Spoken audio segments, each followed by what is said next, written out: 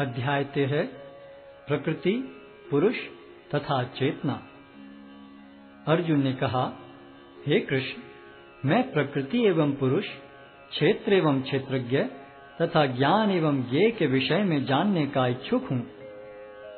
श्री भगवान ने कहा, हे कुंती पुत्र, यह शरीर क्षेत्र कहलाता है और इस क्षेत्र को जानने वाला क्षेत्रज्ञ है। हे भरतवंशी, तुम्हें ज्ञात होना चाहिए कि मैं भी समस्त शरीरों में ज्ञाता भी हूँ और इस शरीर तथा इसके ज्ञाता को जान लेना ज्ञान कहलाता है, ऐसा मेरा मत है। अब तुम मुझसे यह सब संक्षेप में सुनो कि कर्म क्षेत्र क्या है, यह किस प्रकार बना है, इसमें क्या परिवर्तन होते हैं, यह कहाँ से उत्पन्न होता है, इस कर्म क्षेत्र को जानने वाला कौन है और उसके क्या प्रभाव हैं।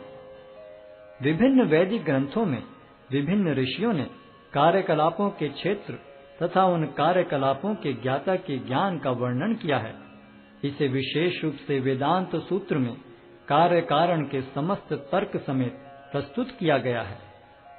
पंच महाभूत, अहंकार, बुद्धि, अव्यक्त, 10 इंद्रियां तथा मन, 5 इंद्रिय विषय, इच्छा, द्वेष, सुख, दुख, संघात, जीवन के लक्षण तथा धैर्य, इन सब को संक्षेप में कर्म का क्षेत्र तथा उसकी अंतःक्रियाएं कहा जाता है।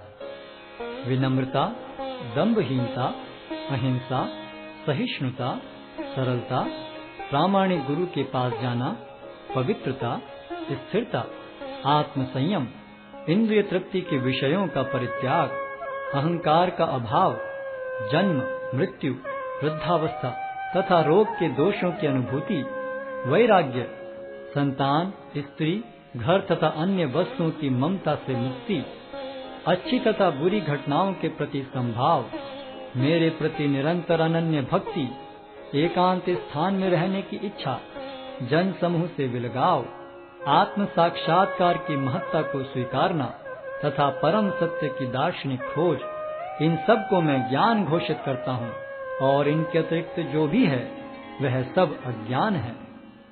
अब मैं तुम्हें ज्ञेय के विषय में बतलाऊंगा, जिसे जानकर तुम नित्य ब्रह्म का आस्वादन कर सकोगे।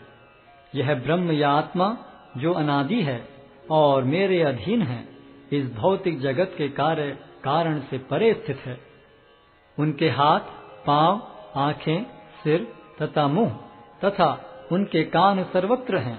इस प्रकार परमात्मा सभी वस्तुओं में व्याप्त होकर अवस्थित है।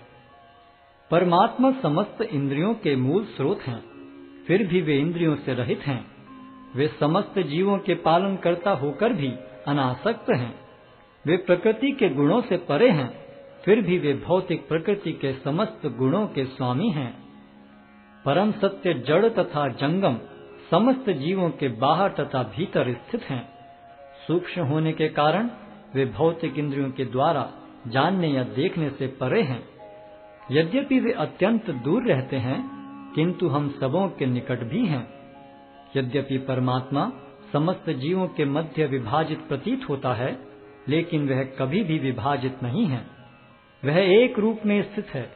यद्यपि वह प्रत्येक जीव का पालन करता है, लेकिन यह समझना चाहिए कि वह सबों का संहार करता है और सबों को जन्म देता है। वे समस्त प्रकाशमान वस्तुओं के प्रकाश स्रोत हैं।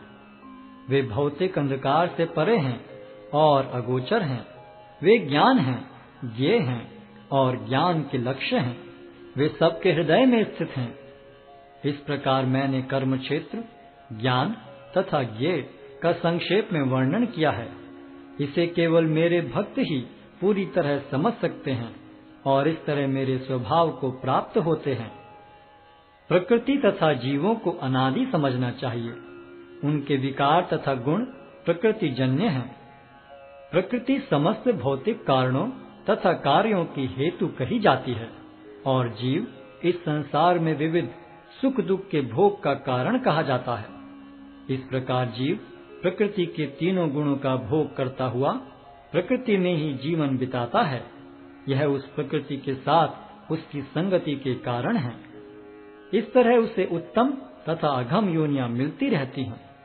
तो भी इस शरीर में एक अन्य दिव्य भोक्ता है जो ईश्वर है, परम स्वामी है और साक्षी तथा अनुमति देने वाले के रूप में विद्यमान है और जो परमात्मा कहलाता है। जो व्यक्ति प्रकृति, जीव तथा प्रकृति के गुणों की अंतःक्रिया से संबंधित इस विचारधारा को समझ लेता है, उसे मुक्ति की प्राप्ति सुनिश्चित है। उसकी वर्तमान स्थिति चाहे जैसी हो, यहाँ पर उसका पुनर्जन्म नहीं होगा। कुछ लोग परमात्मा को ध्यान के द्वारा अपने भीतर देखते हैं, तो दूसरे लोग ज्ञान के अनुशीलन द्वारा, और कुछ ऐसे हैं जो निष्काम कर्म योग द्वारा देखते हैं। ऐसे भी लोग हैं जो यद्यपि आध्यात्मिक ज्ञान से अवगत नहीं होते, पर अन्यों से परम पुरुष के विषय में सुनकर उनकी पूजा करने लगते हैं। ये लोग भी प्रामाणिक पुरुषों से श्रवण करने की मनोवृत्ति होने के कारण जन्म तथा मृत्यु के पथ को पार कर जाते हैं। हे भरतवंशियों में श्रेष्ठ, यह जान लो कि चर तथा अचर जो भी तुम्हें अस्तित्व में दिख रहा है, वह कर्म क्षेत्र तथा क्षेत्र के ज्ञाता का संयोग मात्र है। जो परमात्मा को समस्त शरीरों में आत्मा के साथ देखता है और जो यह समझता है कि इस नश्वर शरीर के भीतर न तो आत्मा न ही परमात्मा कभी भी विनष्ट होता है, वही वास्तव में देखता है। जो व्यक्ति परमात्मा को सर्वत्र तथा प्रत्येक जीव में समान रूप से वर्तमान देखता है, वह अपने मन के द्वारा अपने आप को भ्रष्ट नहीं करता। इस प्रकार वह दिव्य गंतव्य को प्राप्त करता है। जो यह देखता है कि सारे कार्य शरीर द्वारा संपन्न किए जाते हैं, जिसकी उत्पत्ति प्रकृति से हुई है, और जो देखता है कि आत्मा कुछ भी नहीं करता, वही यथार्थ में देखता है। जब विवेकवान व्यक्ति विभिन्न भौतिक शरीरों के कारण विभिन्न स्वरूपों को देखना बंद कर देता है और यह देखता है कि किस प्रकार से जीव सर्वत्र फैले हुए हैं, तो वह ब्रह्म बोध को प्राप्त होता है। शाश्वत दृष्टि संपन्न लोग यह देख सकते हैं कि अविनाशी आत्मा दिव्य, शाश्वत तथा गुणों से अतीत है। हे अर्जुन, भौतिक शरीर के साथ संपर्क होते हुए भी आत्मा न तो कुछ करता है और न लिप्त होता है। यद्यपि आकाश सर्वव्यापी है, किंतु अपनी सूक्ष्म प्रकृति के कारण किसी वस्तु से लिप्त नहीं होता। इसी तरह ब्रह्म दृष्टि में स्थित आत्मा शरीर में स्थित रहते हुए भी शरीर से लिप्त नहीं होता। हे भरतपुत्र, जिस प्रकार सूर्य अकेले इस सारे ब्रह्मांड को प्रकाशित करता है, उसी प्रकार शरीर के भीतर स्थित एक आत्मा सारे शरीर को चेतना से प्रकाशित करता है। जो लोग ज्ञान के चक्षुओं से शरीर तथा शरीर के ज्ञाता के अंतर को देखते हैं और भव बंधन से मुक्ति की विधि को भी जानते हैं, उन्हें परम लक्ष्य प्राप्त होता है।